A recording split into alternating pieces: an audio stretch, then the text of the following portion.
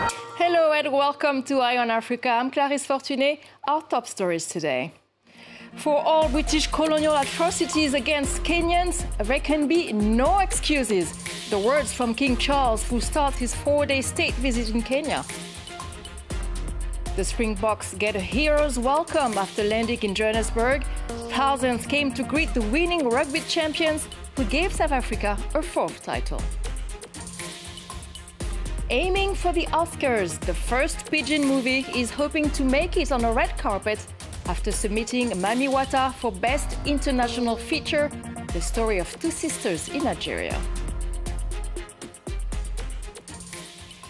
King Charles III said there could be no excuse for British colonial atrocities against Kenyans.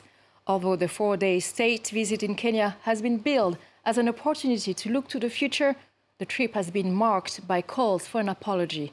It's the British monarch's first tour of an African nation since becoming king last year and comes just weeks before Kenya celebrates the 60th anniversary of independence in December. The wrongdoings of the past are a cause of the greatest sorrow and the deepest regret. There were abhorrent and unjustifiable acts of violence committed against Kenyans as they waged, as you said at the United Nations, a painful struggle for independence and sovereignty. And for that, there can be no excuse. And our correspondent Olivia Bizot has more. In that speech, King Charles acknowledged the more painful aspects of the shared history between Kenya and the UK. And that's important because it's the first time that a member of his family has done so.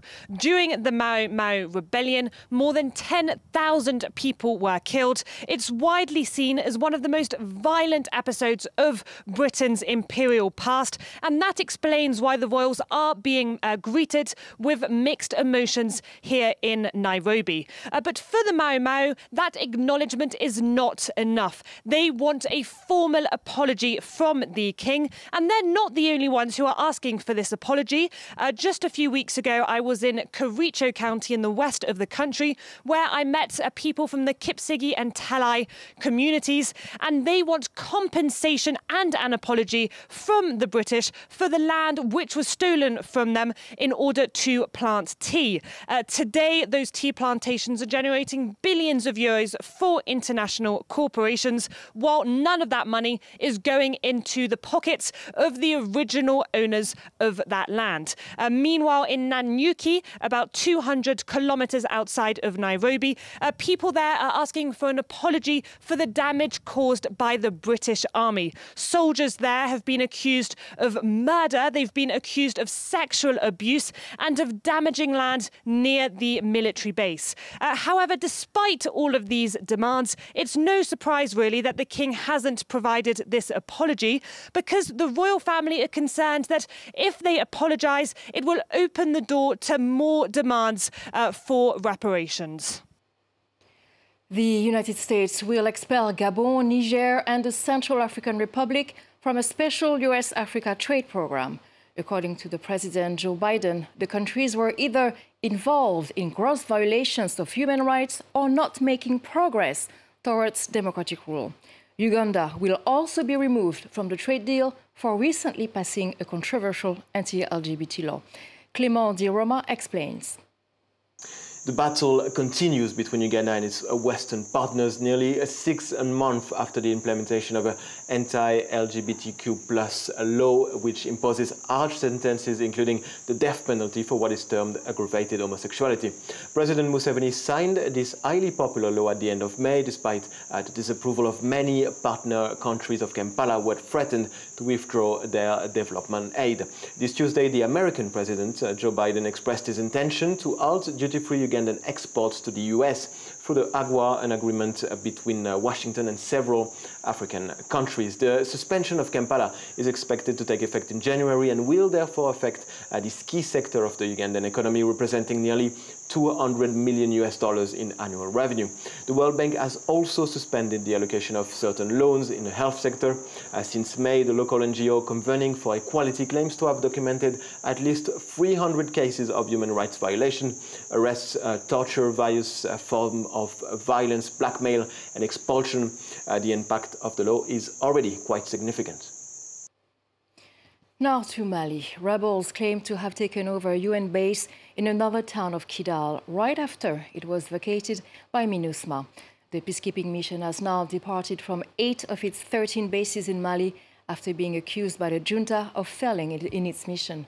Some residents in Kidal are now worried amid fears about mounting insecurity. Colonial-era reports. It was one of the first regions in Mali to fall to rebel insurgents in 2012. More than 10 years later, Kidal has become the bastion of the separatist rebellion in northern Mali. As the UN mission implements its withdrawal from the country, residents in Kidal are worried, according to local authorities. The presence of the Malian army and Wagner in the region of Kidal is creating panic among the civilian population. Because when the Malian army and Wagner pass through a region, people see the abuses committed against peaceful populations and shepherds. The population of Kidal is leaving to take refuge in Algeria, Niger, or the bush, leaving their lives behind. The MINUSMA, as it's known, left its bases in Tessalit and Aguelhok around 1 week ago. It was meant to depart from Kidal in mid-November. But amid the mounting insecurity, it decided to speed up its departure, leaving the town in the hands of the mainly Tuareg separatists.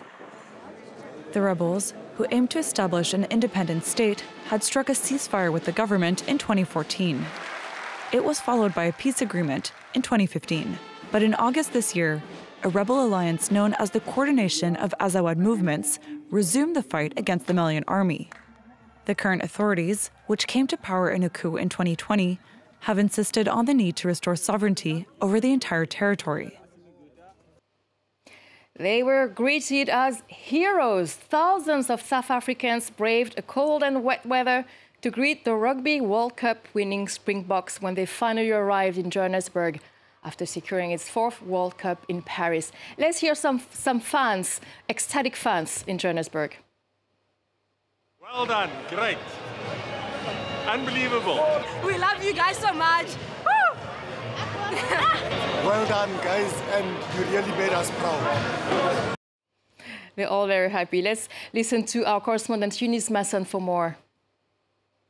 After an epic victory in France, the Springboks arrived back in South Africa at the O.R. Tambo International Airport, where hundreds of South Africans were waiting for them. Joy erupted when team captain Siya Kolisi lifted the Webb Ellis Cup in unison with every South African. Celebrations are not yet over, as the team will embark on a national victory tour across 4 provinces starting tomorrow. Last night, President Cyril Ramaphosa congratulated the team and said that despite the country that faces severe challenges, we can draw hope and encouragement from the Springboks' performance at this year's Rugby World Cup. And as tribute to all sporting achievements this year, the President declared the 15th of December a public holiday, setting off even more celebrations. Now, it's the first ever film in Pidgin-English to be submitted to the Oscars. The team behind Mami Wata are hoping to grab the 2024 Oscar for Best International Feature. The film has already received a number of accolades, including at this year's Sundance Festival and the African Movie Academy Awards this weekend in Lagos. It tells the story of 2 sisters fighting to restore peace in their village. Caroline Lamboli took a peek. Shot in black and white and performed exclusively in Pidgin, Mami Wata is an exploration of the mythology of a mermaid deity present in West African folklore. Most of the time, our stories were told orally. But, you know, those of us who grew up with our parents or with our grandmothers or grandfathers telling us folk stories, we know how visual those stories were. As you grow up as a filmmaker, you realize that these stories translate on a cinematic level. It's the 3rd Nigerian film to be submitted to the Oscars. The first 2, Lionheart and The Milkmaid, didn't make it through to the official nomination for the Academy Awards. Mami Wata has already won a number of accolades, including at the Sundance Film Festival and the Africa Movies Academy Awards, held this weekend in Lagos. At the latter awards ceremony, it received Best Nigerian Film, Best Achievement in Cinematography, and Best Achievement in Makeup. I don't think we should wait for the Oscars to validate what we do. We just have to continue doing what we do. If we just do it for ourselves, it's fine enough. Let's not forget that we're 1.4 billion Africans in Africa. It's great if they want to include us, but at the same time, it shouldn't be the goal. Just a few years ago, Mami Wata wouldn't even have been up for consideration. Films primarily in Pidgin-English have only been eligible for submission since 2020. And that's it for this edition of Eye on Africa. Thank you for watching. Stay on France 24 for more news.